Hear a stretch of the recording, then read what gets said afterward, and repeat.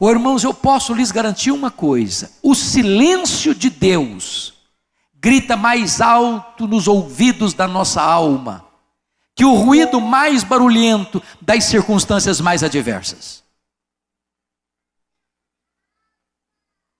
Talvez o maior drama que você esteja enfrentando seja este, de você estar aflito e clamando e chorando e jejuando e pedindo e insistindo, e nenhuma palavra, e nenhuma resposta, e nenhum sinal do seu favor. Pensem comigo na história de Jó, que foi golpeado nas 5 áreas mais importantes da vida: na área financeira, na saúde, no casamento, nas amizades. Ele foi golpeado, perdeu tudo que tinha, enterrou os filhos. A mulher disse: amaldiçoa o teu Deus e morre.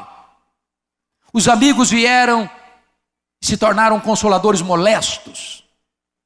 Esse homem está chagado. Este homem é um aborto vivo, é uma ferida aberta, é uma chaga aberta. E no auge da sua dor, ele ergue aos céus 16 vezes a mesma pergunta: por que, meu Deus? Por que eu estou sofrendo? Por que a minha dor não cessa? Por que eu não morri no ventre da minha mãe? Por que eu não morri ao nascer? Por que os seios da minha mãe não estavam murchos de leite para eu morrer de fome? Por que o Senhor não me mata de uma vez? A única resposta, prefeito, que Deus deu para Jó foi seu pleno silêncio. Nenhuma palavra, nenhuma explicação. Jó levantou aos céus 34 queixas contra Deus, nenhuma resposta, silêncio total de Deus. Talvez os discípulos estejam lidando com isso. Como é que eu posso conciliar a gravidade do meu problema e nenhuma resposta do céu?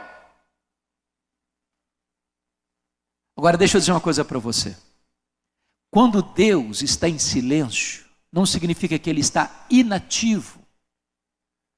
O silêncio de Deus é pedagógico.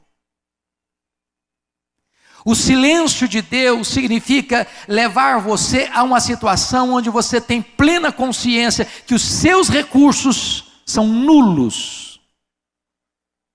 E quando você chega à plena consciência de que você não tem como resolver, você não tem recursos na mão para resolver, então Deus age soberanamente, Deus age sobrenaturalmente para que toda a glória seja dele.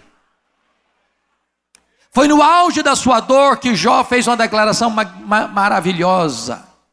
Ele diz o seguinte: uma coisa eu sei, é que o meu Redentor vive, e eu verei o meu Redentor. E esse Redentor inspira canções de louvor nas noites escuras. E de repente Deus começa a se revelar para ele na sua grandeza, na sua majestade, no seu poder. E Jó começou a botar a mão na boca e disse: meu Deus, eu te conheci só de ouvir, mas agora os meus olhos te veem. Por isso eu me abomino no pó e na cinza.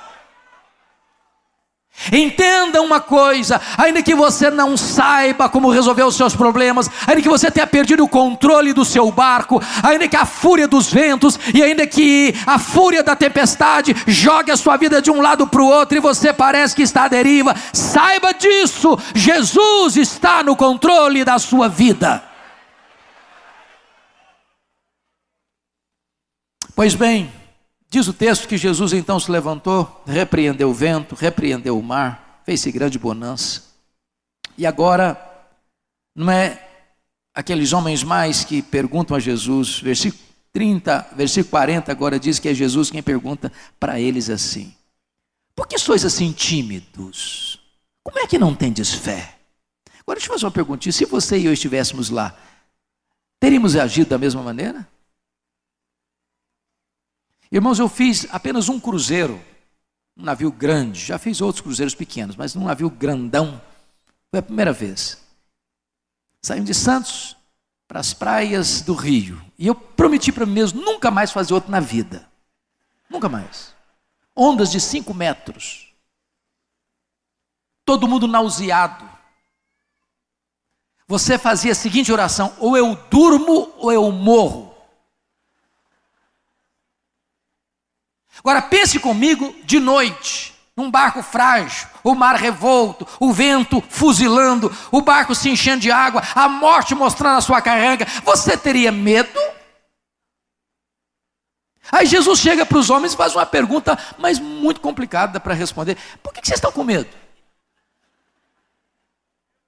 Como é que vocês não têm fé? A grande pergunta é por que aqueles discípulos deviam ter fé e não medo. Para lhes ajudar com recursos mnemônicos, dar-vos-ei 4 motivos pelos quais eles deveriam ter fé e não medo. Primeiro, eles deviam ter fé e não medo por causa da promessa de Jesus. Olha o versículo 35. Passemos para outra margem. Se Jesus disse, passemos para outra margem, qual era o destino deles? A outra margem. Sabe por que você e eu ficamos com medo? É porque nós duvidamos que aquele que fez a promessa é fiel para cumpri-la. Promessa de Jesus e realidade são a mesma coisa. Ele vela pela sua palavra em a cumprir, e nenhuma das suas promessas cai por terra. Ele prometeu e ele é fiel para cumprir. Você não precisa estar com medo, você precisa ter fé. Segundo motivo, por que deviam ter fé e não medo? Primeiro, por causa da promessa. Segundo, por causa da presença. Jesus está dentro desse barco. Mas quem é Jesus? É o Criador do vento, é o Criador do mar, é o Criador do céu, é o Criador da terra, é o Criador do universo, é aquele que sustenta todas as coisas pela palavra do seu poder, é aquele que está no trono, é aquele que tem as rédeas da história em suas mãos, é aquele que tem controle e domínio sobre a natureza. Se Jesus está naquele barco, aquele barco não podia afundar com o Criador, porque a criatura não pode ser maior do que o Criador. Sabe por que você e eu ficamos com medo? É porque nós não temos plena certeza e consciência da promessa que ele fez. Eis que eu estou convosco todos os dias, até a consumação dos séculos. Ele não disse eis que eu estarei convosco, não. Ele disse eis que eu estou convosco. É a presença de Jesus, irmãos. Não é porque somos fortes. Não é nem porque tem dinheiro, viu, filho? Não é porque tem dinheiro no caixa, não. Esse negócio aqui vai para frente é porque Jesus está nesse negócio. Esse negócio vai para frente porque Ele é o comandante. E de repente, eu não estou desestimulando dar o dinheiro não, estou querendo é que sobre o dinheiro mesmo. Mas a obra de Deus sempre caminhou nessa dependência. Porque no dia que eu tiver muito recurso, sabe o que vai acontecer? Eu corro um grande risco de confiar no meu recurso. As instituições religiosas mais ricas do mundo estão morrendo. Tem muito dinheiro, tem muitas propriedades, tem tesouros 1000. Só que o dinheiro não leva a obra de Deus avante. O que leva a obra de Deus avante é a consciência de que Jesus está presente. Ele está presente. Vinac vai avançar. Vinac vai continuar influenciando o Brasil e o mundo. Enquanto for mantida esta visão da dependência de Deus e da pregação genuína do Evangelho de Jesus Cristo, essa obra vai avançar.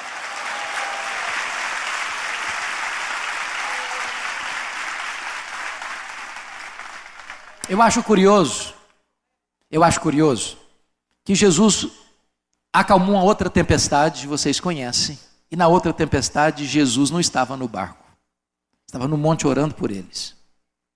E acho curioso também que Jesus tenha mudado a metodologia de abordagem nas duas tempestades.